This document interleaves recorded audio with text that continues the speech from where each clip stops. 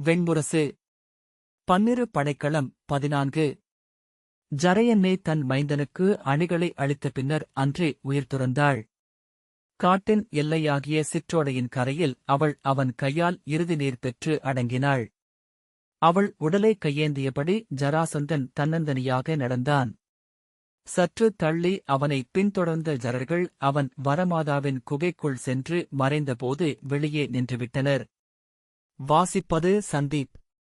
12 நாட்கள் அவர்கள் அங்கே காத்திருந்தனர். எருதன் திரும்பி வரப்போவதில்லை என்னும் எண்ணம் அவர்களுக்கு ஏற்பட்டு திரும்ப முடிவு செய்து அன்று அவன் குகைக்குள் இருந்து திரும்பி வருவதை ஒருவன் கண்டான். திறந்த வாய்க்குள் இருந்து நாக்கு வருவதைப் போல என்று அவன் சொன்னான். வளைவிட்டு நாகமிழவதைப் போல என்று அதை குலப்பாடகன் மாற்றிப் பாடினான். குகை விட்டெழுந்த எருதனை அணுகிய ஜரர்கள், இளையோனே, எங்கள் காவல் தெய்வம் நீ, எங்களுடன் இரு என்று வேண்டிக் கொண்டனர்.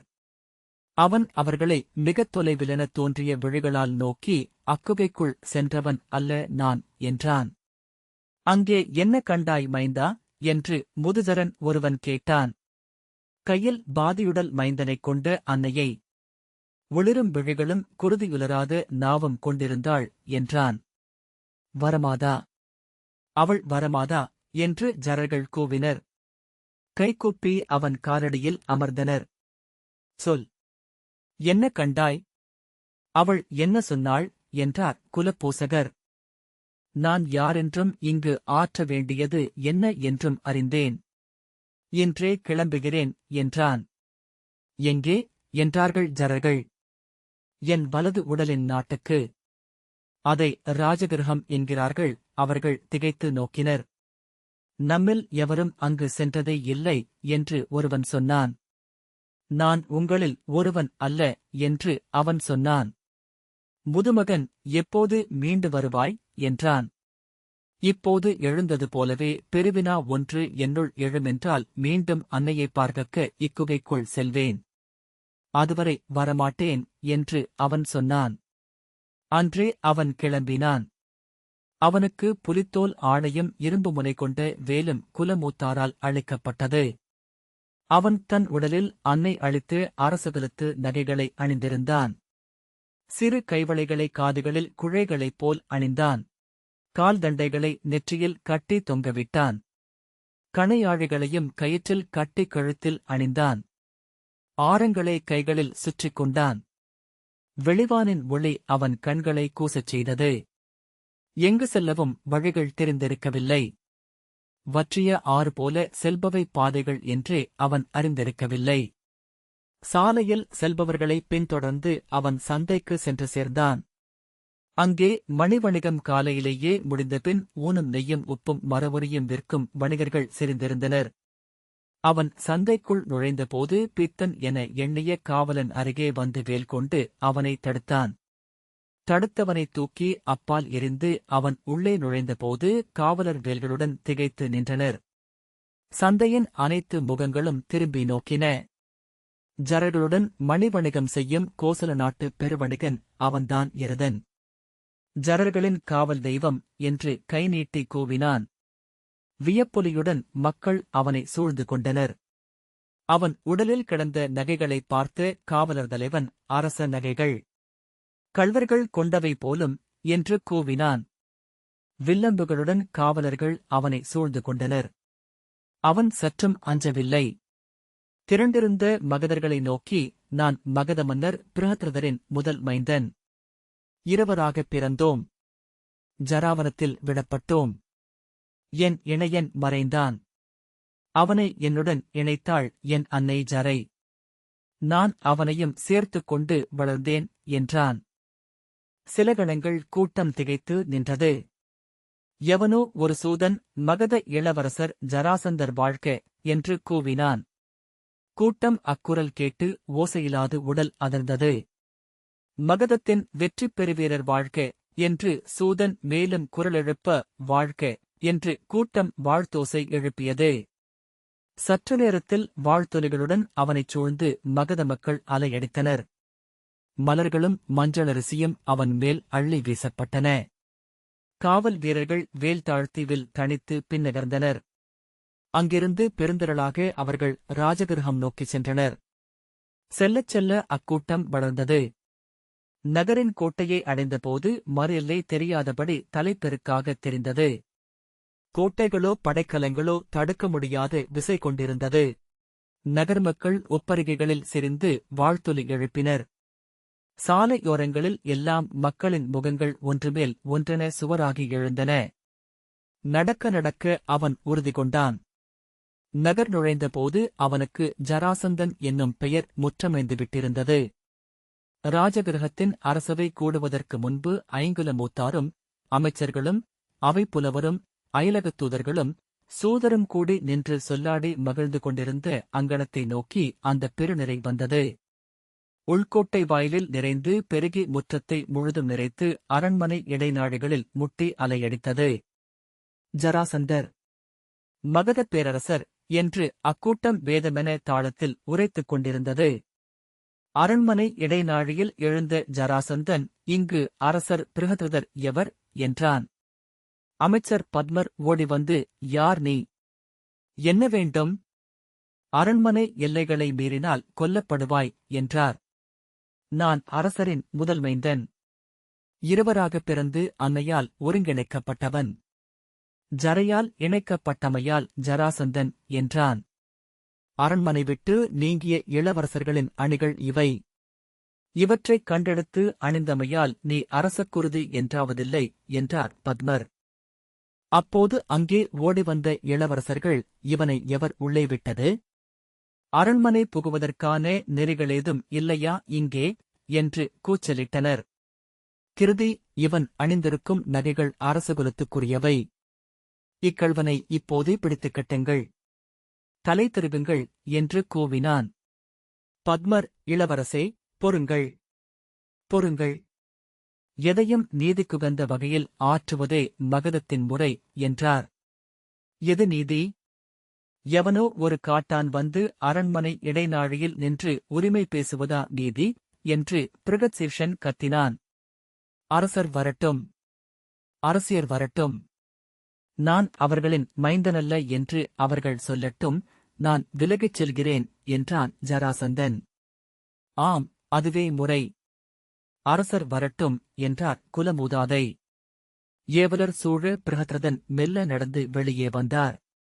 நரைத்த புருவம் கொண்ட விழிகள் கூர்ந்து நோக்கிய பின் திகைத்தன. பத்மரே, இவன் என்று அவர் சொல்லெடுக்க பத்மர், அரசியர் சொல்லட்டும் என்றார். ஆம், அரசியர் சொல்லட்டும், அரசியர் சொல்லட்டும் என்று கூட்டம் முழங்கியது. அணிகையும் அன்னதையும் சேடியர் சூழ அங்கே வந்தனர். கூடி நின்றிருந்த பெருங்கூட்டம் ஓசையடங்கி அவர்களின் காலடியோசை கேட்கும் அமைதி நிலவியது. பத்மர் உரத்த குரலில், அரசியரே, சொல்லுங்கள்.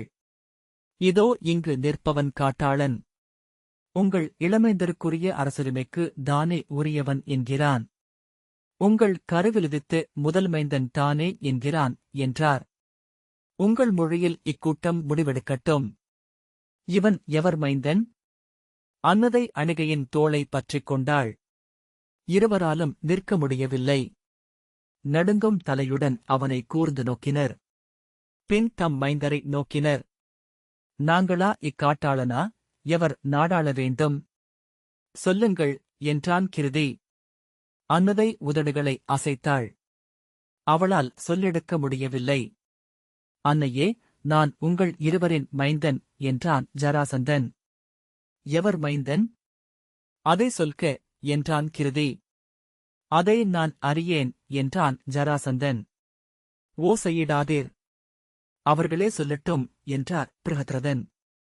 அணிகை மிக மெல்லிய குரலில், நானறியேன் என்றாள். இவன் என் மைந்தனென்று என் உள்ளம் சொல்லவில்லை. அன்னதையை நோக்கி விழிகள் திரும்ப அவள் தலை குனிந்து, ஆம், என் மைந்தன் என்று எனக்கும் தோன்றவில்லை என்றாள். கிருதி, இனி என்ன கேள்வி? அணிகளைத் திருடிய இக்காட்டாளனை இக்கணமே சிறைப்பிடியுங்கள், படைத்தலைவர்களே என்று கூவினான். ஆம், இனி இவன் இம்முற்றம் விட்டு அகலக்கூடாது என்றான் பிருகத்புஜன். கூடியிருந்தவர்களில் ஒருவர், இல்லை, தெய்வங்களுக்கு மானுடர் சான்றளிக்க முடியாது என்று கூவ மற்றவர்கள் ஆம், ஆம் என்று முழக்கமிட்டனர். நாம் இதை பின்னர் முடிவு செய்வோம் என்றார் பிருஹத்ரதன். அரசே, மக்கள் விந்தைகளையும் மாயங்களையும் நம்ப விழைபவர்கள். இவனைக் குறித்த கதைகளை அவர்கள் முன்னரே நம்பிவிட்டனர். ஆகவே இதையும் அவர்கள் நம்பியாக வேண்டும் என்றார் பத்மர். அவர்களை நிறைவுறச் செய்யாமல் நாம் இங்கிருந்து விலக முடியாது. இந்த கீழ்மக்களா இங்கே முடிசூட்ட வேண்டியவர் எவர் என முடிவு செய்வது? நம் கோல்கீழ் வாழும் எளியோர். நாம் போர்களில் கொன்று குவிக்கும் புழுக்கள் என்று கிருதி சொன்னான். இளவரசே, இச்சொற்களால்தான் இவ்வுணர்ச்சியே உருவாகியிருக்கிறது. இது இவனுக்கான ஏற்பு அல்ல, மகதத்தின் 4 இளவரசர்களுக்கான எதிர்ப்பு என்றார் பத்மர். வாயை மூடும். இவர்களை எப்படி கலைப்பதென்று எங்களுக்கு தெரியும். படைத்தலைவர்கள் எங்கே? நம் படைகள் எழுக. இழிமக்களில் 100வரின் தலைகள் நம் முற்றத்தில் உருளட்டும். எஞ்சியவர் எங்கே செல்வார்கள் என நான் அறிவேன் என்று கிருதி இறைந்தான். பத்மர், படைகளும் இம்மக்களிடமிருந்து வந்தவர்கள்தான் என்றார். படைத்தலைவர்களே என்று கிருதி கூவியபடி திரும்பி அவர்கள் அருகே எந்த உணர்வுமற்ற முகங்களுடன் கைகட்டி நின்றிருப்பதைக் கண்டான். கலையுங்கள் இவர்களை என்றான். இது என் ஆணை. குருதியை காட்டுங்கள் இவர்களுக்கு. பெரும்படைத்தலைவர் சிருங்கசேனர், இளவரசே, நீங்கள் இன்னமும் முடிசூடவில்லை. இங்கே 5 இணைந்து முடி எடுத்து வைத்து அரிசியிட்டு நீரூற்றிய பின்னரே அரசர்கள் ஆணையிடும் நிலை கொள்கிறார்கள் என்றார். இழிமகனே, எதிர்ச்சொல் எடுக்கிறாயா என்று கை நீட்டியபடி கிருதி அவரை அடிப்பதற்காக பாய்ந்தான். அவன் தம்பியர் அவனை பிடித்துக் கொண்டனர். இளவரசே, மக்களுக்கு எதிராக படையினர் எழமாட்டார்கள். அவர்கள் எங்கள் அன்னையரும் தந்தையரும் என்று அறிக என்றார் படைத்தலைவர். பிருஹத்ரதன் இப்பேச்சு நிற்கட்டும் என்று உரத்த குரலில் கூவி கைதூக்கினார். என் முன் பூசல் வேண்டாம். ஆவதென்ன என்று பார்ப்போம். முதிய குலத்தலைவர் ஒருவர் அனற்சான்று நோக்குவோம் என்றார். அனலின் சொல்லை அனைவரும் ஏற்போம். கூடி நின்றிருந்தவர்கள் ஆம், அனல் சான்றை ஏற்போம் என்றனர். ஏற்போம் ஏற்போம் என்று குரல்கள் எழுந்து பரவிச் சென்றன. கூட்டம் முட்டி நெரிசலிட்டு அருகே வந்தது. அகல் விளக்கு கொண்டு வாருங்கள். ஓர் அகல் விளக்கு என்று சிற்றமைச்சர் ஒருவர் கூவினார். வைதிகர் 3 பொன்னாலான சிற்றகலைக் கொண்டு அக்கூட்டம் நடுவே வைத்தனர். அதில் சிறு சுடர் பொருத்தினர். ஜரனே, நீ எவர் மைந்தன் என்று சொல். அனல் அனைத்தையும் அறியும். உன் சொல்லை ஏற்று இம்மணிச்சுடர் அணையுமென்றால் அதை இங்குள்ள மக்களும் 5 தலைவரும் ஏற்பர். அவர்கள் ஏற்றால் அரசனும் ஏற்றாக வேண்டும் என்றார் குலத்தலைவர். ஆம், அனல் சான்றே பிறப்புக்குரியது என்றார் முதுவைதிகர். ஆம், அனல் சொல்லட்டும் என்று கூட்டம் கூச்சலிட்டது. ஜராசந்தன் திகைத்து நிற்க பத்மர், அனலே கூறுக. இதோ நின்றிருக்கும் இந்த இளைய ஜரன் முதல் அரசி அணிகையின் மைந்தன் அல்லவா என்றார். நெருப்பு அணையாதிருந்தது. இளைய அரசி? அவர் இளைய அரசியின் மைந்தர் என்று மக்கள் கூச்சலிட்டனர். அவர்களை கையமர்த்திவிட்டு, இதோ நின்றிருக்கும் இந்த இளைய ஜரர் இளைய அரசி அன்னதையின் மைந்தரா என்றார் பத்மர். சுடர் அசையவில்லை. பத்மர் திரும்பி கூட்டத்தை நோக்கி, போதுமல்லவா? எருசான்றை ஏற்று இல்லம் திரும்புக என்றார். கூட்டத்தினர் கலைந்த ஒலியுடன் சற்றே பின்னடைய ஜராசந்தன் தன் கையை நீட்டியபடி, நான் 2 அரசியரும் பெற்ற மைந்தன். என் பெயர் ஜராசந்தன் என்றான். சுடர் இழுபட்டது போல துடித்து அணைந்தது. கூட்டம் ஒரு கணம் அசைவற்று நிற்க சூதன் ஒருவன், மகத இளவரசர் ஜராசந்தர் வாழ்க என்று கூவினான். களிவெறி கொண்டு அக்கூட்டமே கொந்தளித்தது. மேலாடைகள் வானில் எழுந்து சுழன்று அமைந்தன. வாழ்த்தொலி முழக்கம் அரண்மனைச் சுவர்களை அதிரச் செய்தது. அன்னையரின் மூச்சு. அது அன்னையரின் மூச்சால் அணைந்தது என்றான் இளையவனாகிய ஜெயசேனன். தந்தையே, இதை ஏற்கலாகாது. இதை ஏற்றால் இப்படி எவர் வேண்டுமென்றாலும் அரண்மனைக்கு வந்து முடிகோர முடியும் என்றான் பிருகத்புஜன். இவன் அரியணை ஏறுவான் என்றால் நான் இக்காட்டாளனுக்கு அடிமை செய்ய வேண்டுமா என்றான் கிருதி.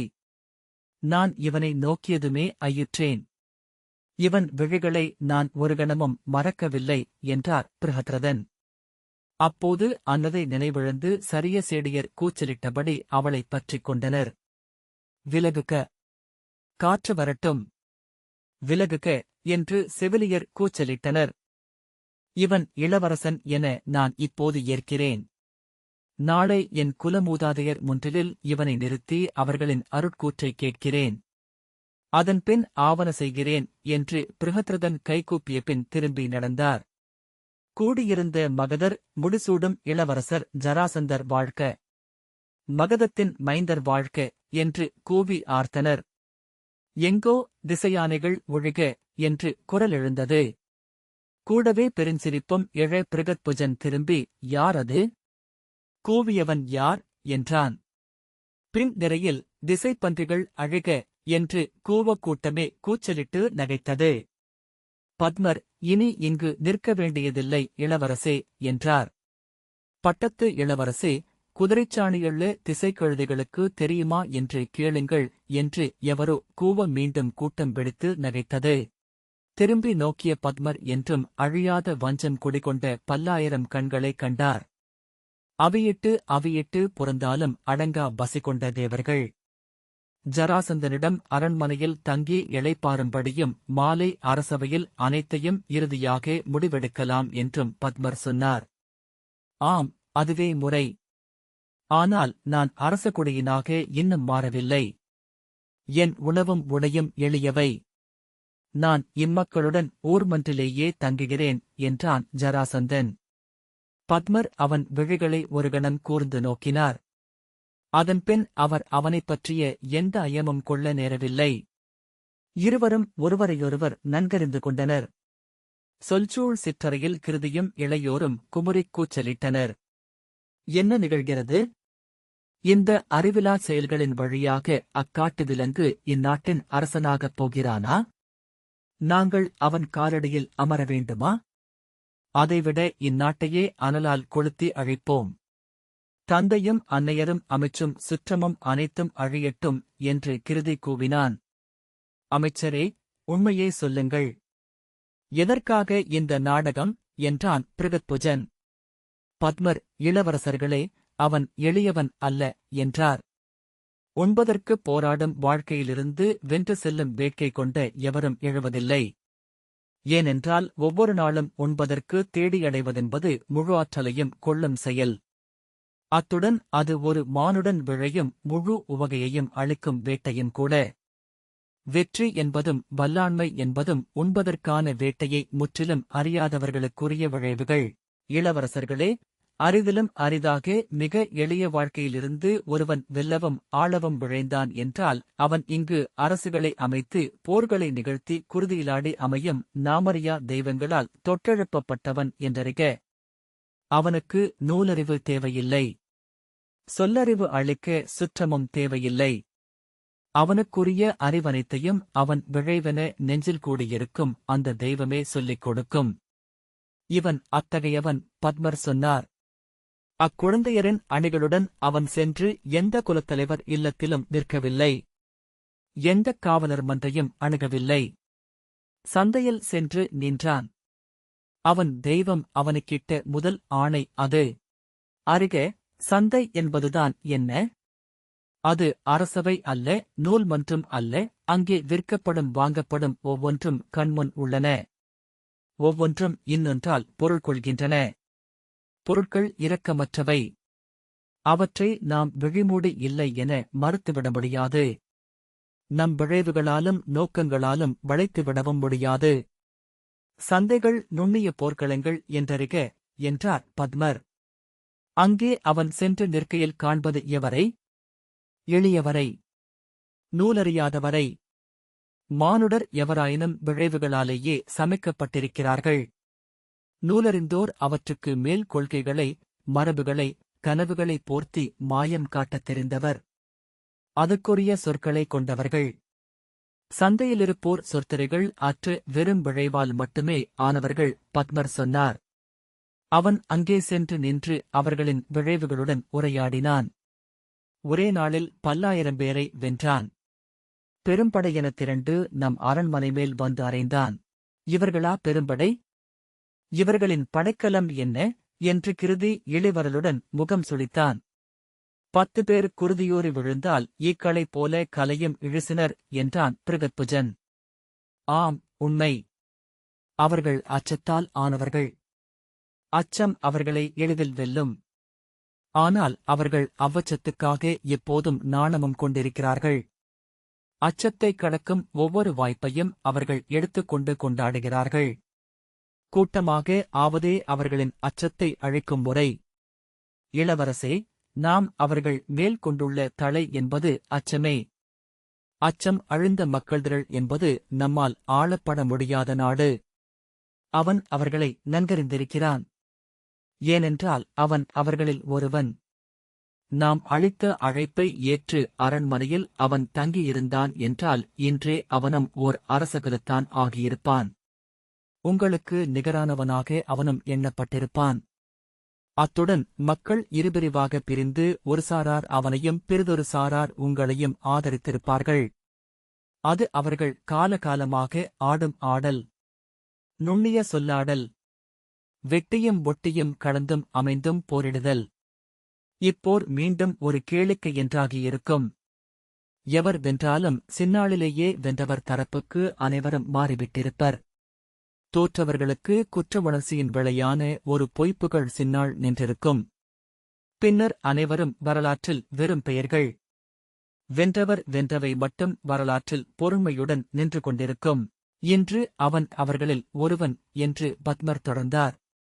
மக்களின் உள்ளே குமுறிக்கொண்டே இருக்கும் ஒன்று உண்டு இளவரசர்களே. நம் நகரலாக்களில் களிவெறி கொண்டு நம்மை வாழ்த்திக் கூவும் குடிமகனும் சரி, நம் ஆணையை ஏற்றுப் போர் கொண்டு உயிரளிக்கும் படைவீரனும் சரி, தங்கள் ஆழ்கனவுகளில் நாமாக ஆகி நடிக்கவும் செய்கிறார்கள். தங்களுக்குத் தாங்களே அவர்கள் சொல்லிக்கொள்ள அஞ்சுவது அது. இதோ அக்கனவுகளின் வடிவாக ஒருவன் எழுந்து வருகிறான். எளியவன். அவர்களில் ஒருவன். ஆனால் பேராற்றல் கொண்டவன். யுகயுகமாக நிகழ்வது இதுவே. அரசர்களுக்கு எதிராக எளியவன் ஒருவன் எழுந்து வந்து முடிகொள்வான். இங்குள்ள புதிய அரசுகள் அனைத்தும் அவ்வாறு எழுந்த மக்களில் ஒருவனாகிய மன்னர்களால் அமைக்கப்பட்டவை அல்லவா? இளவரசே, பேராற்றல் கொண்டெழுந்து விண்ணகங்களை வெல்லும் அரக்கர்களின் கதைகளை ஏன் மக்கள் விரும்புகிறார்கள்? ஏன் சொல்லிச் சொல்லி அவற்றை வாழச் செய்கிறார்கள்? பத்மர் கேட்டார். இவர்களை எளிதில் நாம் எதிர்க்க முடியாது. நம் எதிர்ப்பிலிருந்தே வல்லமையைக் கொள்வார்கள். நாமளிக்கும் ஒவ்வொரு புன்னமுழ்குருதியிலிருந்தும் ஒருவர் எழுவார்கள். இளவரசர்கள் அமைதியடைந்தனர். அவர்களின் விழிகள் மட்டும் மின்னிக் கொண்டிருந்தன. அத்துடன் அவன் அவர்களுடன் சென்று தங்குவது பெரும் போர்நுட்பமும் கூட. அவனுக்கு நாம் நஞ்சிட முடியாது. அவனை எவ்வகையிலும் கொல்ல முடியாது. அவனைச் சூழ்ந்து மக்கள் எழுப்பியிருக்கும் வேலியை கோல் கொண்டு அரியணை அமர்வது வரை அவன் விடமாட்டான். அவர்களின் உணர்வெழுச்சி ஒரு துளியும் இறங்க ஒப்பமாட்டான். நாம் என்னதான் செய்வது என்று கிருதி கேட்டான். எளிதாக எண்ணி எதையும் செய்ய வேண்டாம் என்றே சொல்ல வந்தேன் என்றார் பத்மர். அவனைச் சூழ்ந்துள்ள ஆற்றல் என்பது மக்களின் எழுச்சி. அவன் வெல்லக்கூடும் என்ற நம்பிக்கை அதன் அடித்தளம். மிகையுணர்ச்சிகளால் அது நுரை என கலக்கப்பட்டு மேலெழுப்பப்படுகிறது. மக்களெழுச்சி எதுவானாலும் அதை வெல்ல காத்திருப்பதொன்றே வழி. இளவரசர்களே, இவர்கள் யார்? வேளிர்கள், ஆயர்கள், கைவினையாளர்கள், வணிகர்கள். இவர்களுக்கு